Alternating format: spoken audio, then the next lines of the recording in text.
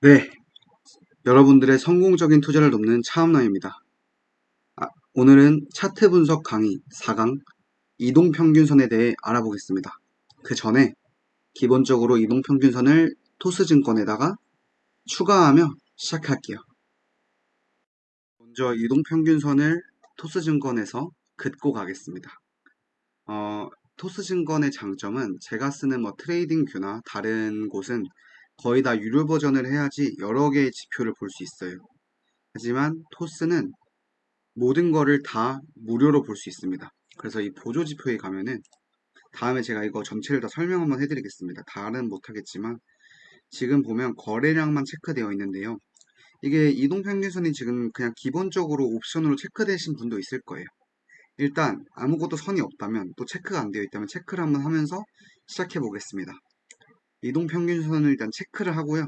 그럼 이렇게 5, 20, 60, 120이 있습니다. 좀 이따가 할 건데 일주일, 한 달, 이게 이제 분기, 반달, 근데 그러면은 지금 1년짜리가 없잖아요. 1년짜리까지 해줍니다. 1년짜리 하면은 200일 떠 있죠. 그럼 이렇게 되면 됐고요. 그리고 이제 저장을 해야 되군요. 네, 해서 일봉으로 보면은 이렇게 선들이 막 오락가락 하죠. 네, 빨간 색깔이 뭐 60일선 아래로 갔으니까 데드크로스, 초록 색깔이 빨간색, 5일선이 21선 이상 위로 갔으니까 골든크로스, 다시 내려갔네 데드크로스, 부딪히고 내려갔다가 올라가면서 골든크로스 하면서 60일선도 만났으니까 또 이제 장기 골든크로스, 120, 여기 보면은 21선 넘어갔죠, 60일선 넘어갔죠, 나중에 돼서는 121선도 넘어갑니다. 이게 골든크로스라고 하는 겁니다. 주가의 상승을 의미하죠. 좀 이따가도 골든 크로스랑 이제 데드 크로스도 배울 겁니다.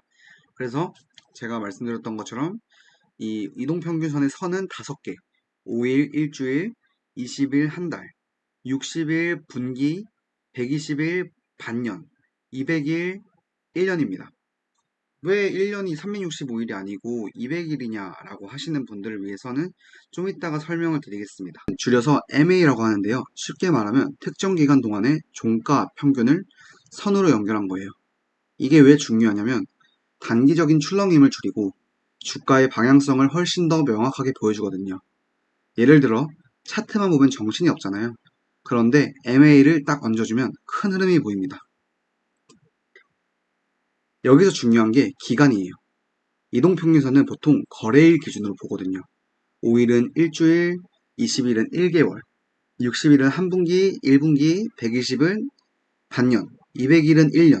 그러면 여기서 저한테 하나의 궁금증을 이제 여쭤볼 수 있겠죠. 1년에 200일밖에 안 되냐?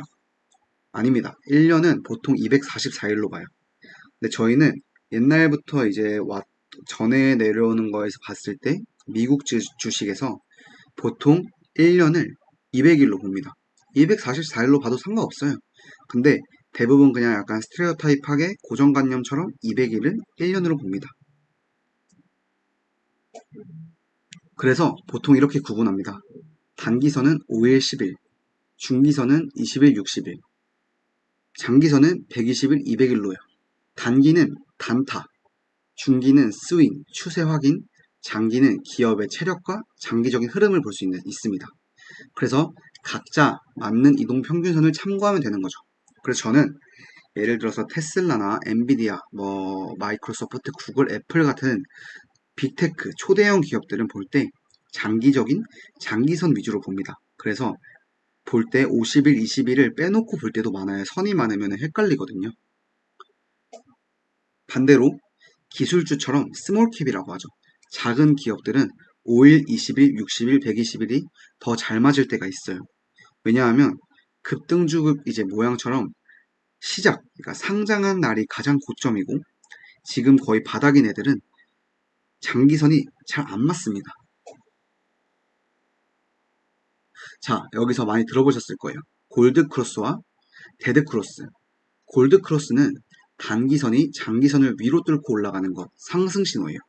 5일이 20일 위로 올라가거나 5일이 60일 위로 올라가거나 120일 위로 올라갈 수도 있고 20일이 60일 위로, 60일이 120일 위로, 120일이 200일 위로. 선이 뭔지는 중요하지 않습니다. 그건 그저 장기와 단기를 볼 뿐입니다. 근데 보통 이제 단기가 장기를 넘어갈 때 호재다. 올라가는 상승 시그널이다. 라고 생각을 하시면 됩니다. 반대로는 이제 그 거래일이 적은 5일, 20일, 60일 등이 120일, 200일보다 위로 가는 거죠. 쉽게 말하면 장기선이 아래로 내려가고 단기선이 위로 올라가는 겁니다. 그래서 5일, 20일이 예를 들면은 60일보다 위로 올라가면 60일이 아래로 하향 돌파를 하거나 똑같이 120일이 아래로 하향 돌파를 하는 것을 말하죠. 근데 이것도 마찬가지로 기술주나 스몰캡에서는 데드크로스와 골드크로스가 잘 안 될 때가 있습니다. 왜? 200일 선이 옛날에는 너무 이제 200일이라는 건 200일 전에 거래일, 그날의 거래금, 그러니까 주가를 말하죠. 200일 전에 주가와 199일 전에 주가, 190일 전에 주가 등등등등 해서 지금까지의 주가를 더해서 평균을 낸 게 200일 선인 거고 5일은 5일 동안의 평균, 20일은 20일 동안의 평균을 얘기하는 거거든요. 그렇기 때문에 옛날에 상장했을 때 너무 고점이었던 스몰캡과 급등주 차트는 안 맞을 수도 있어요. 그래서 이런 것들은 건강하고 조금은 큰 기업에다가 하는 게 좋습니다. 골드크로스와 데드크로스는요. 이동평균선은 추세를 확인하는 데도 유용합니다. 주가가 이동평균선 위에 있으면 상승 추세, 밑에 있으면 하락 추세, 선이 옆으로 가면은 횡보, 이렇게 단순하게 해석할 수 있어요. 또 하나 중요한 포인트. 이평선은 지지선과 저항선 역할을 해요. 상승선에서는 주가가 이동평균선에 닿으면 지지를 받고 반등하는 경우가 많고요. 하락장에서는 이동평균선이 저항이 되어서 주가가 못 올리는 경우가 많습니다.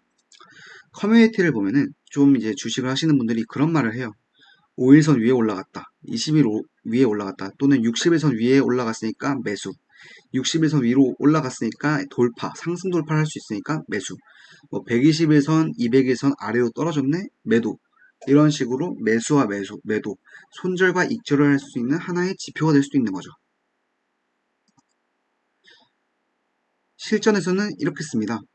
단기선과 중기선을 같이 보면서 매매 신호를 잡고 거래량까지 확인하면 신뢰도가 훨씬 올라갑니다.